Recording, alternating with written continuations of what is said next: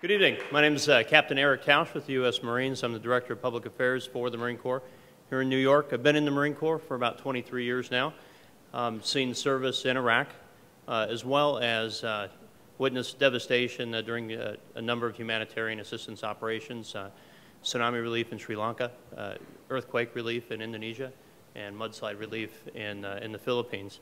I hope you'll forgive me tonight as I use a couple of notes.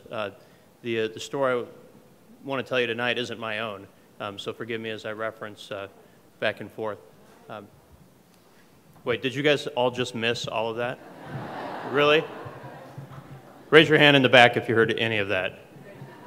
All right, we're good. Thank you, guys. In 2009, President Obama said, freedom isn't free, but the U.S. Marine Corps will pay most of your share. The word in that phrase that a lot of people don't pay attention to is the word most. It's most of your share will be paid. It is a tremendous honor tonight to be in your company and the company of such a great organization who has really realized that most means there's some debt left over that needs to be paid. And witnessing an organization that is willing to take that step to reach out to pay that small portion that hasn't been paid yet is very incredible. So thank you so much. You know, my father is a Vietnam veteran. He was a helicopter pilot who miraculously walked away from way too many smoking crashed landings where his aircraft looked more like Swiss cheese than an aircraft. Unfortunately, he saw many who were not so lucky to walk away. Many of those were seated in the cockpit right next to him. Returning to an unwelcoming and unempathetic nation at the time, he carried those ghosts for more than 30 years. The unrelenting images took him through 2 marriages, took away most of the time watching his kids grow up, and peace of mind for 3 decades.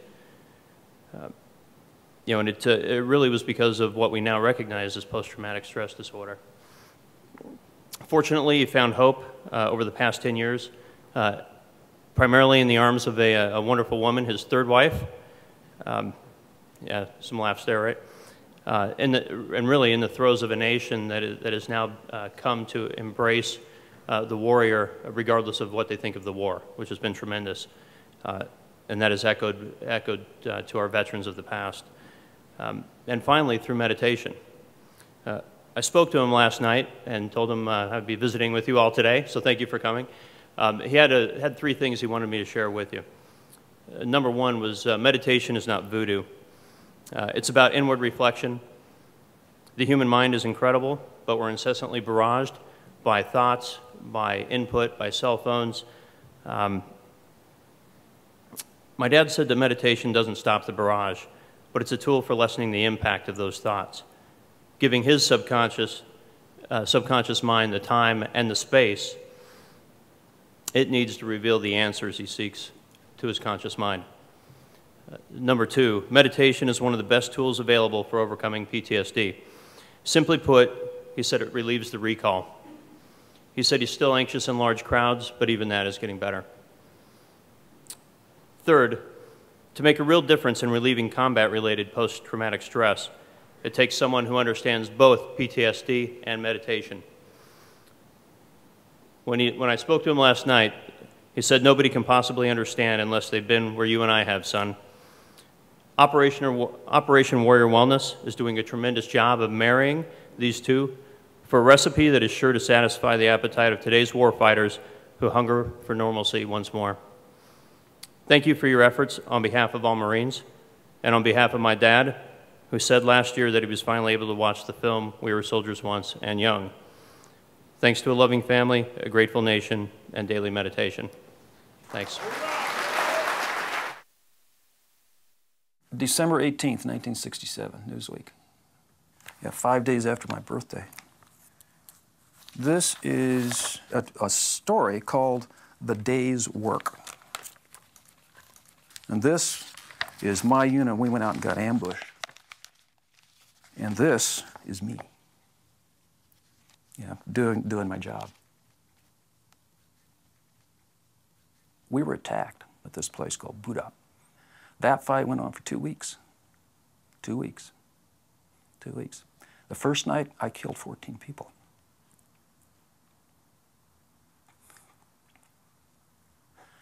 There were 2,500 of them and 250 of us. The next morning, in front of my fighting position, 18 of our men did. So this is very, very, very distressing, and it creates huge amounts of distress in your system, And then later in the magazine, coincidentally, is this. This is an article about Maharishi Mahesh Yogi, and a couple of guys in my platoon. One of them got the magazine, and he came running over. He said, "Parks, you got to read this." So I did, and I said, "I'm going to do that. I'm going to do that," because it talks about stress release, about becoming a whole person. So then the next part of the story is getting home, and that's a whole big deal, because things changed. Things changed. All of a sudden, you're in a different culture. All these people don't understand you. They have no idea. They don't realize that you're always, always still in the rubber plantation of the jungle. You're always on an adrenaline high. You're looking to protect your buddies. You're looking to protect yourself. You're looking to kill the enemy. I stopped talking to my parents. I had really bad relationships with other people. I did not feel happiness. I did not feel sorrow. I did not feel surprise. My feelings were gone. So one day, my wife comes home, says, "Hey, I saw a poster about transcendental meditation." And I remembered that article in that magazine about Maharishi, and that I said I was going to do this. And so I go in, and he says, "Okay, sit down, do this." And I could not believe what happened. It was the difference between heaven and hell. It was absolutely transformational. All that feeling of stress and all that feeling of heaviness, I could feel it melt away from my head to my feet. And from that moment on, things changed. Things changed. No more drugs, no more alcohol. Life changed. My emotions came back. My life came back.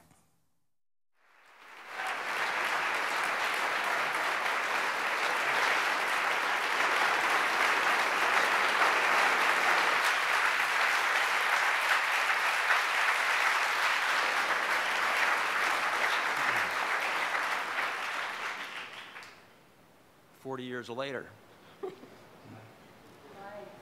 Mike, is it working? Oh, I'll trip. Okay. This is my wife, Cindy. Cindy.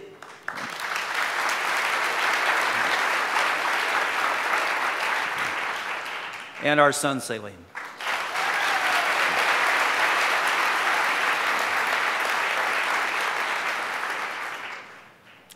Warriors get wounded in war.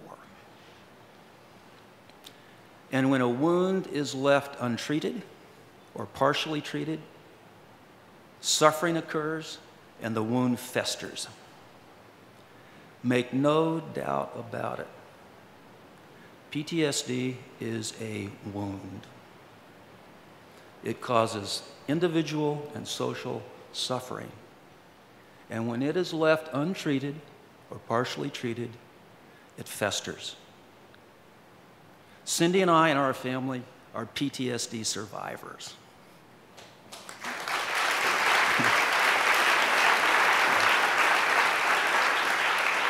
And actually, we're not survivors. We didn't just cope and survive. We've thrived. And everything is due to our regular practice of meditation. And we talk about families. The military talks about collateral damage. What is the collateral damage of PTSD? It's the families. It's the families. And our family has really survived. It has survived. The other thing about a wound is, it hurts.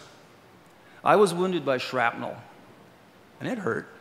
But that did not hold a candle. It was totally insignificant to the wound I had from PTSD. And we survived because of meditation. Now, the David Lynch Foundation is offering the treatment, the cutting-edge treatment of meditation to treat PSD for our suffering warriors. It is time that we fund PSD, not fund PTSD, but fund meditation to add to the treatments that are already being offered for PTSD. It is time, not later, but now. It is time that we stop the festering of the wound of PTSD, not later, not now. And I'm reminded of a famous aspirin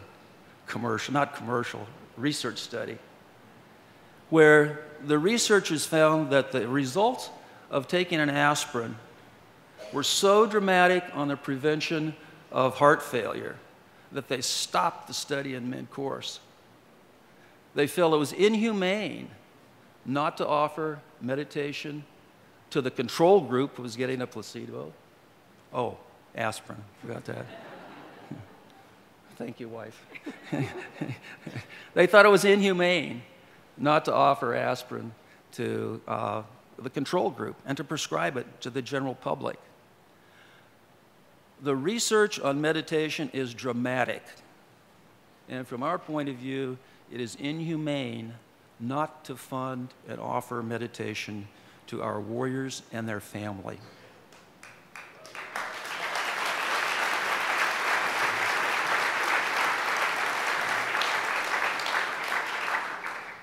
Now, with your help, we can get this done. With your help, we can start tomorrow to accomplish this mission. Let's start tomorrow. Thank you.